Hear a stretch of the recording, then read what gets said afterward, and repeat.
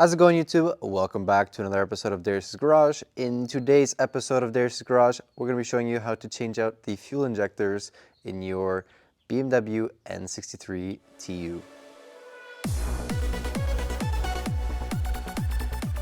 As an active member of the N63TU community, I realized that a lot of people recently have been asking about how to change fuel injectors on an N63TU, and so I've decided to make this dedicated video for that. A lot of the clips you're going to see in this video come from the valve stem seal repair series that I have on this car, so if you haven't seen that already, check that out. But this video in particular is going to be just about changing out the fuel injectors on the car. I didn't change mine out per se, but I will explain the process out to you. The process for doing this on the N63TU is essentially the exact same as any other modern day BMW. N54, N20, N55, you name it, it's all about the same. Step one is going to be to remove the air box and anything that's attached to it, and also this air channel here. The process is practically identical bank to bank, and I'll be only showing you how it's done primarily on bank 2. One caveat of most N63TUs is that they are factory equipped with EU6 injectors, which all have a flow value of 215. That means that you don't require programming of the individual injectors because they're all the same, which is a surprising simplification in comparison to older style BMW direct injectors, N54. You cannot use EU5 injectors on an EU6 and vice versa, so make sure that you get the correct injector for your car. These are our coils here, and here's our harness, which is shared between the coils and the injectors. This is the fuel rail. So we've got, obviously, these two are one cylinder, these two another cylinder, and hidden underneath the turbo inlet is another cylinder. So the first thing you're going to want to do, if you're pulling this, you're going to need to disconnect your battery. So once you do that, you can then start to mess with all this stuff. So you've got two screws, they are T30s. They're right there, and then that's going to loosen up this harness. So here's the T30. One. Now for the second one. And now, as you might be able to see, the harness is loose. And now all we literally need to do to this thing is just disconnect all of the connectors for this. So the one type of connector on this harness is for the coils. So this just gets lifted up as such. You pull it that way, and then this gets pulled out with it. And you've got 4 of those per one of these harness, 1 per bank. And the other type of connector on this harness is the ones on your injectors, which obviously you'll need to pull if you're doing this job, because we need to remove this entire harness out of the way. So the next thing you're going to do is, once you remove all of your coils, you're going to remove your little injector plug. So you lift, you grab by the wire, and you give it a pull. And then it comes out. So those are the 2 types of connectors on this harness that you'll need to remove. Once you take all those out, then you can essentially just lift this harness out, and you will be left with that. So you'll be able to access your fuel rail. But before you do that, you must blow out the surrounding area before messing with anything over there, as everything is susceptible to damage from dirt and debris. And there's probably a ton of dirt in your valve cover area.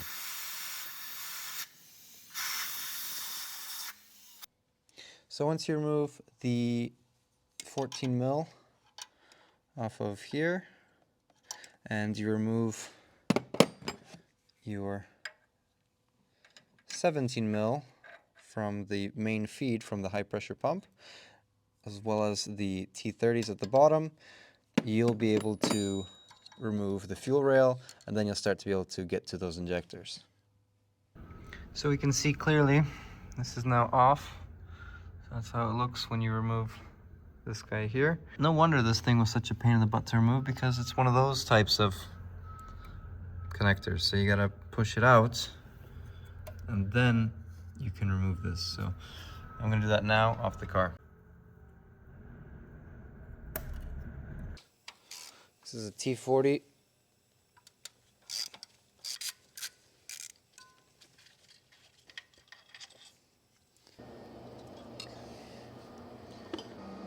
I have a couple different weapons of choice, depending on how much space we have to work with here. This is my heaviest duty one for gasoline engines.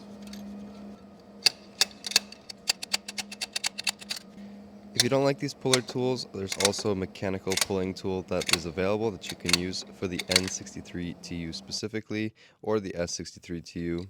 But I prefer these slide hammer tools for their cost and cross compatibility with other BMW injectors. Yeah, we're good. Let's make it around. Oh, there we go.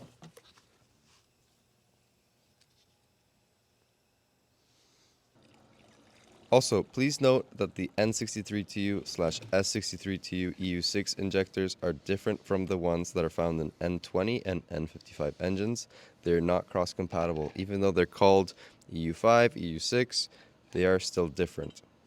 I also want to mention that the early N63 models are different than the N63TU. They use N54 style injectors and are much more difficult to pull.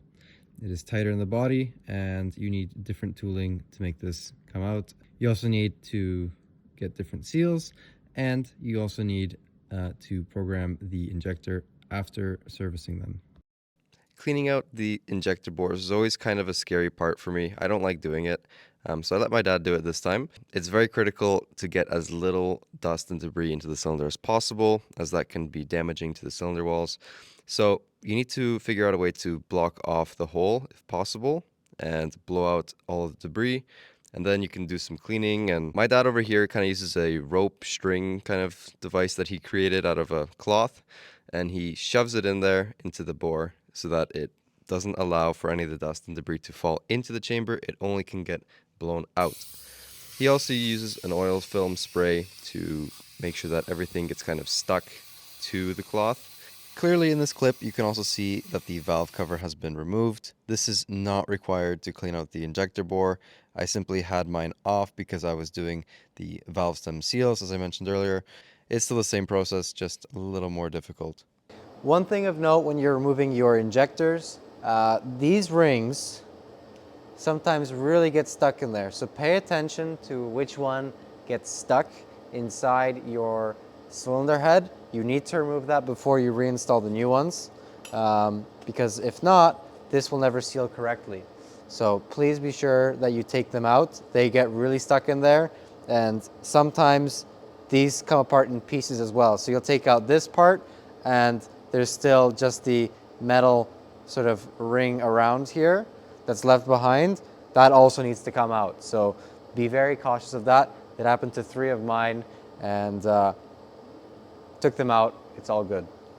If you're like me and just reusing your old injectors, you'll need to replace your 2 seals on each injector. There's a Teflon seal at the very tip, and there's the metal decoupler ring. So for the Teflon seal, you're going to need to cut off the seal. I just use an X-Acto blade here very carefully. You have to make sure not to cut yourself.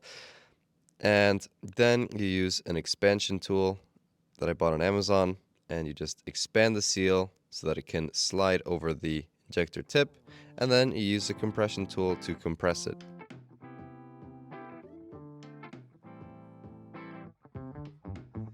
And as for the decoupler, you just pry it off and put the new one back on.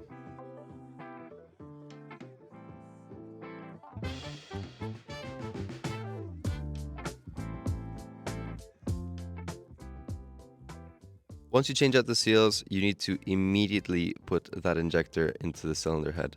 You don't have time to wait, because that Teflon seal will expand as it's designed to, and then it won't fit properly in the cylinder head anymore. The second that you take that compression tool off of it, you need to put it in the cylinder head.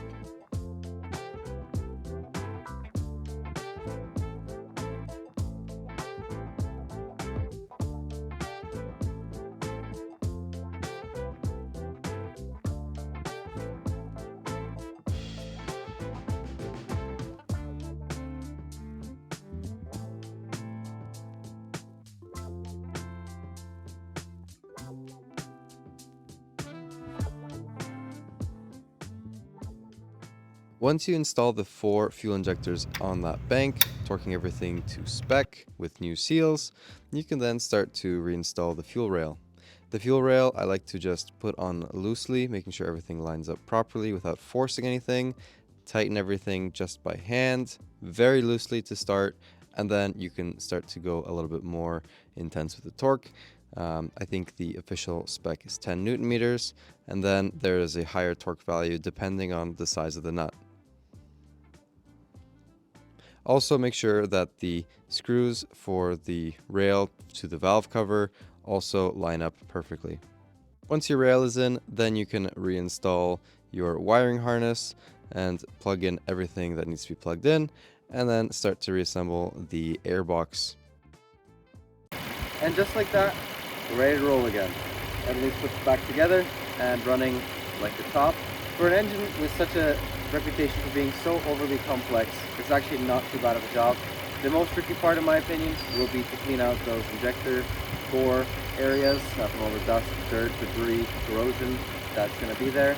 But other than that, very simple, no programming required. Put them in and they run.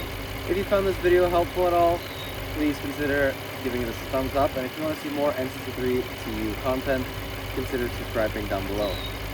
Hope to see you guys in the next video. Bye for now.